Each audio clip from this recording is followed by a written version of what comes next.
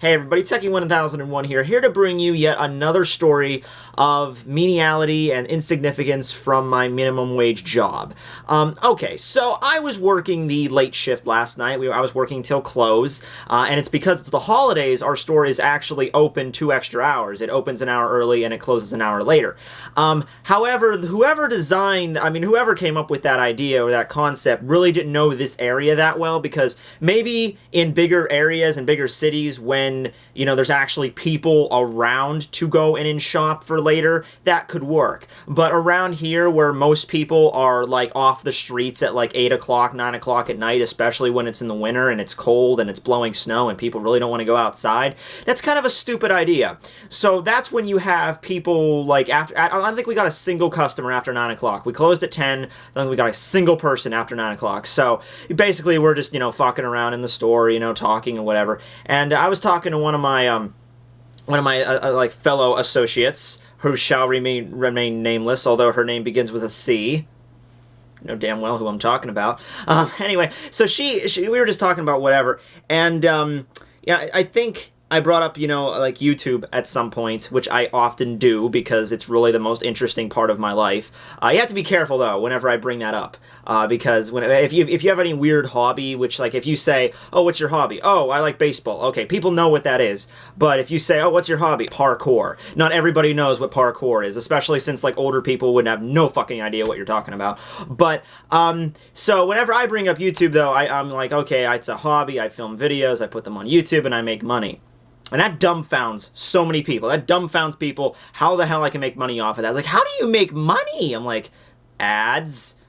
How? But, okay, that's aside from the point. That's just a common misconception. But I brought up YouTube, so I was talking about that. And she brought up, because I was talking about YouTube, she brought up a video. She's like, did you see the video with the goat who screams at music or whatever? And I told her I haven't, because I'm not really into those huge meme videos. But, I was telling her, and you could probably look that up yourself, probably just type in, like, goat, music, scream, you'll probably get some result there. But I was telling her, like, no, I don't watch those kinds of videos, just because I've seen, I'm just not into that kind of stuff, but I can tell you that probably if you want to be successful on YouTube, if you want to get a lot of views really quick and you want to make a lot of money really quick, the best shot is either to have videos about babies or videos about animals doing funny things. Because those two, and there's videos about jackasses just doing stupid shit, but mostly it's the first two, because there's so many videos of people just like on the roofs of their house being like, hey guys, I'm gonna jump off of this roof, bounce off this awning, and land on this trampoline. Yeah! Oh man, I broke my fucking arm, bro! That was so freaking wild.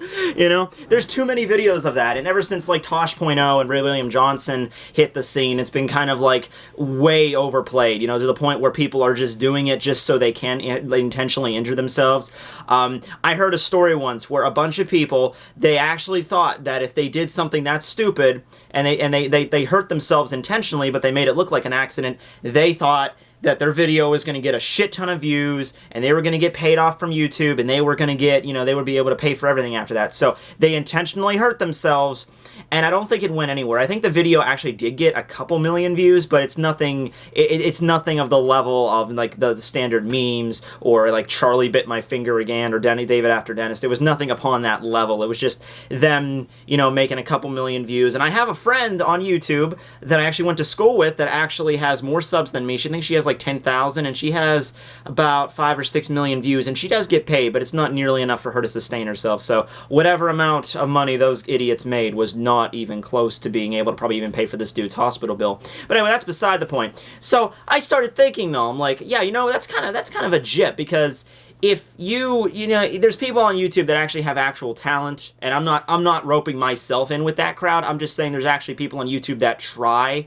They get actual video and audio equipment, like good stuff, like this camera I love, but actual professional cameras, boom mics, shotgun microphones, green screen, chroma key, throwing that crap in, sets and designs and props, and actually do a show and actually give 110% and actually have decent editing software like Sony Vegas or something really professional.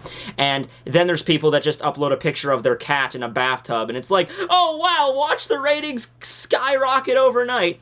It's kind of hit or miss though with the memes. It's like the person who uploaded, I think the Charlie Bit My Finger Again video. I think he was like one of the first people to upload a video to YouTube back in like 2005 when it first was released. So it's like you have to get on the market quick. So he uploaded that, and he probably wasn't even expecting it to get as successful as it did, but it did. But then I started thinking, like, okay, so with memes, we need to start a new meme. You know, we need to figure out some meme that no one's ever done before. So we can't use any animal that is very easily filmed. You know, we can't use cats. Oh, God, we can't use cats. Cats have been way overplayed because cats just do funny things, right? There's a cat in a bathtub. There's a cat purring. There's a cat sounding like he's saying actual English words.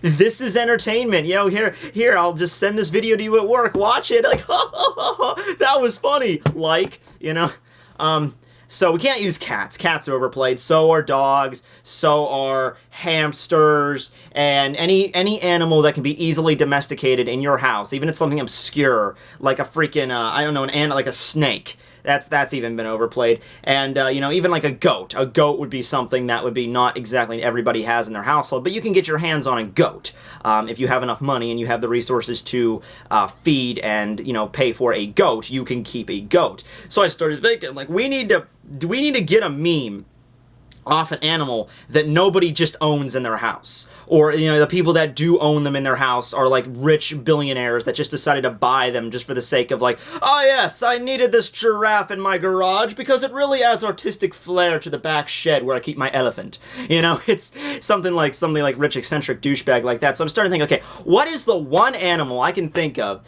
that would never be domesticated, nobody would just have in their house, and most people think are actually more scary than funny?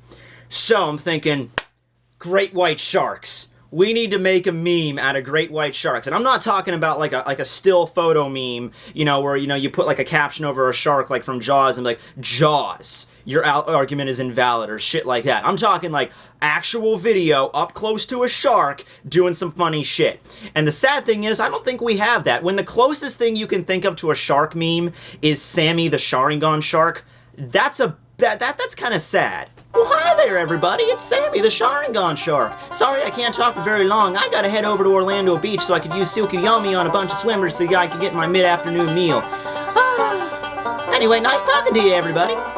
Yeah, when Sammy's the best you got, yeah, you really need to reconsider things. So, yeah, if it's the perfect thing, too. So if anybody can get an actual video footage of a shark and make it funny, you know, really funny, like the kind of thing like you'd like, it's like, hey, Bill, watch this. I'm going to email this to everybody in the office. You know, that's the kind of shit we need.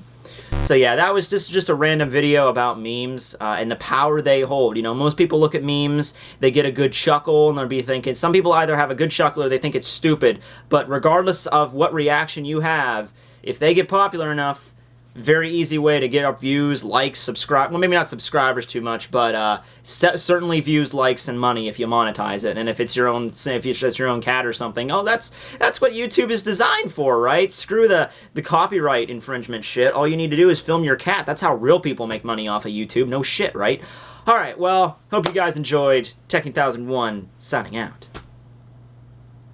Okay, you want to see Sammy again? Okay, Sammy, say goodbye. See ya, everybody. I'll be seeing you really soon. Really soon.